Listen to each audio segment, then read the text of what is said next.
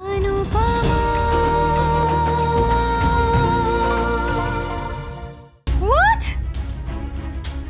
की साइड ले रही थी ना तुम?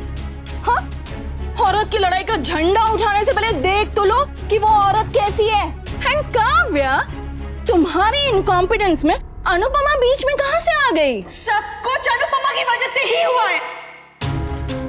बट कैसे? पहले ये मेरे पति को नजर लगाती थी और अब इसने मेरे जॉब पर नजर लगा दी है।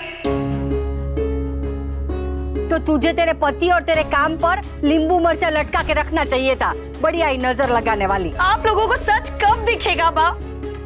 कब दिखेगा कि ये औरत हर चीज के लिए रिस्पॉन्सिबल है। इसकी हरकतों की वजह से आई कांट थिंक स्ट्रेट। इसीलिए मुझसे इतनी बड़ी गलती हो गई। इसे मेरी नौकरी से नफरत थी, इसीलिए बार बार ताने देती रहती थी कि काव्या ऑफिस जा रही है, इसीलिए वो घर के काम नहीं कर पाती, खाना नहीं बना पाती है। झूठ बोलने की भी हद होती है काव्या। अनुपमा ने या इस घर में किसी ने भी तेरे काम के लिए कभी ताने नहीं मारे। अरे तुझसे तो एक गिलास पानी के लिए भी नहीं कहा है।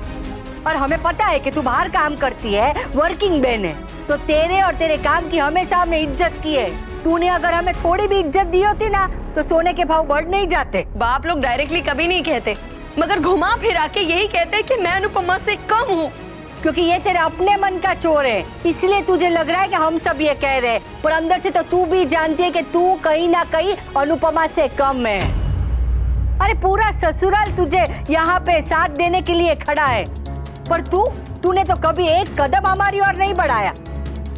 प्लीज बाप प्लीज, आप सबको मेरे जॉब करने से प्रॉब्लम थी, स्पेशली अनुपमा को।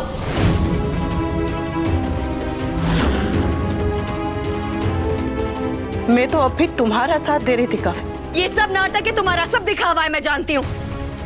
क्योंकि तुम चाहती थी कि मैं भी जॉब छोड़ दूं, तुम्हारी तरह घर पे बैठ जाऊं, घर का काम करूं और एक नौकरानी बन जाऊं। मैंने तुम्हें पहले भी कहा है, अभी भी कह रही हूँ, घर का काम करने से कोई नौकरानी नहीं बन जाती। काव्या, तुम बात को किसी और ही टेंशन पर लेकर जा रही हो। What is wrong with you? Oh please Kin, just stop it.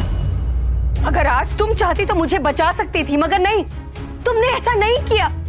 अरे तुम तो मुझसे इतनी नफरत करती हो कि मुझे जॉब से निकलवाने के चक्कर में तुम्हें अपना प्रमोशन रुकवाना भी मंजूर था, मगर मेरी हेल्प करना नहीं। एक्सक्यूज मी, तुम्हारी वजह से मेरी बेटी का प्रमोशन रुका है। उससे माफी मांगने के बजाय तुम उस पर चिल्ला रही हो। हाँ, चिल्ला रही हूँ और चिल्लाऊंगी, क्योंकि मेरी जॉब तुम सब लोगों के टोक लगाने की वजह से ही गई है। इस लॉजिक से तो फिर मेरी जॉब तुम्हारी टोक लगाने की वजह से गई है काव्या।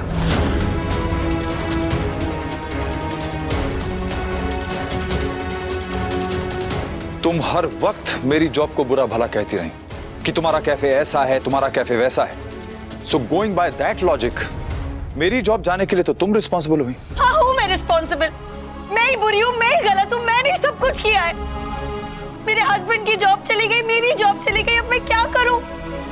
मैंने इस कंपनी को इतने सारे साल दिए थे और एक छोटी सी गलती की वजह से उन्होंने मुझे नहीं।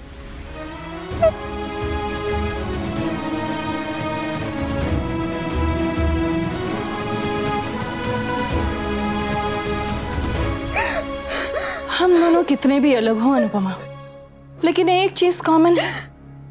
काव्या के आंसू देखकर तुम्हें भी खुशी हो रही है और मुझे भी। बड़ा रेयर मोमेंट है, वीडियो ले लेनी चाहिए। राखी बहन, आप किसी को पसंद नहीं करती, किसी का सम्मान नहीं करती, चलिए मत कीजिए, पर कम से कम किसी के दुख का सम्मान तो करना सीखिए। इसे ही लोग महानता सिंड्रोम कहते हैं, ग्रेट बनने की बीमारी। अभी 2 मिनट पहले ये औरत अपनी हर प्रॉब्लम के लिए तुम्हें जिम्मेदार ठहरा रही थी और तुम अब उसे ही डिफेंड करने आई हो। ये महानता नहीं है, शराफत है। लड़ने में बहादुरी तभी होती है जब सामने वाला भी लड़ने के लिए तैयार हो। अगर सामने वाला गिर गया है तो उस पे वार करना बहादुरी नहीं, गलत है। आप गलत मत कीजिए ना राखी बहन। काव्या, एनीवे समझी जी, जो आपकी वाइफ, आपकी एक्स वाइफ दोनों नहीं कर पाई, वो आपकी समधन करेगी।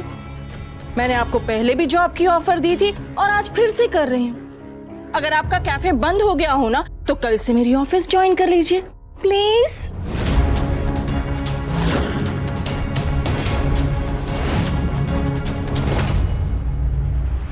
पर आप तो बिना ताने दिए समधी समधन का रिश्ता नहीं निभा पाती हैं, तो बॉस और एम्प्लॉय का कैसे निभाएंगी? रस्सी जल गई पर बल नहीं गया। नौकरी चली गई, इज्जत भी चली गई, लेकिन खुद की नजरों में अभी भी बहुत इज्जत है, और वो इज्जत मैं आपके यहां नौकरी करके नहीं गंवाऊंगा मिसेस दवे।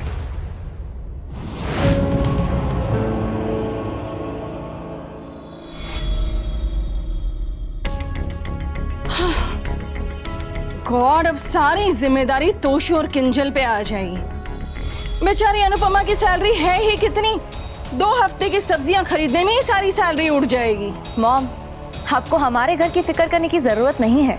मॉम, हम लोग हैंडल कर सकते हैं। कैसे? हैंड टू माउथ सिचुएशन आ जाएगी बेटा। हाँ तो हो जाने दीजिए। मिडिल क्लास को लोअर मिडिल क्लास बनने में बस 2 एक्स्ट्रा थाली लगने की देर होती है बेटा। पर जितनी भी थालियां लगे राखी बहन, उनमें से कोई भी थाली खाली नहीं रहती। जानती हैं क्यों? क्योंकि हम मिडिल क्लास वाले थाली की सोने या चांदी की होने की जिद नहीं करते। जो कोई भी मेहनत करता है वो खुशी से भरपेट खाता है और सो जाता है। खर्चे अगर बढ़ गए तो अपने अपने तरीके होते हैं। रईस को अपनी चादर फैलाने आती है और गरीब को अपने पैर समेटने आते हैं। हमें कम पैसों में घर चलाना भी आता है और खुश रहना भी आता है। और अगर ये बात आपको कभी भी सीखनी होगी ना राखी बहन, तो चले आइएगा।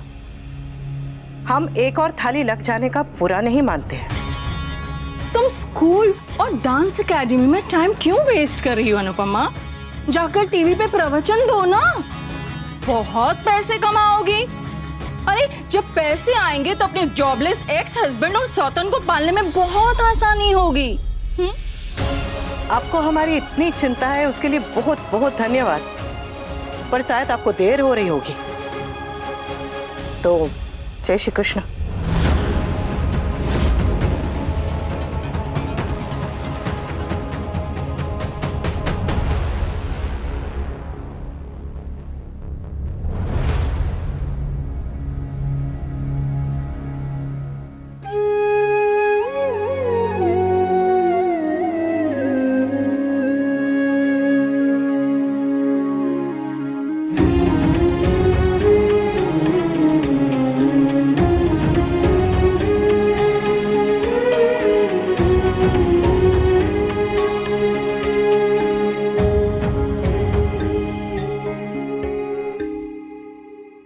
समर, आज मम्मी के लिए कितना खुशी का दिन था। मम्मी इतना हंस रही थी और आज ये सब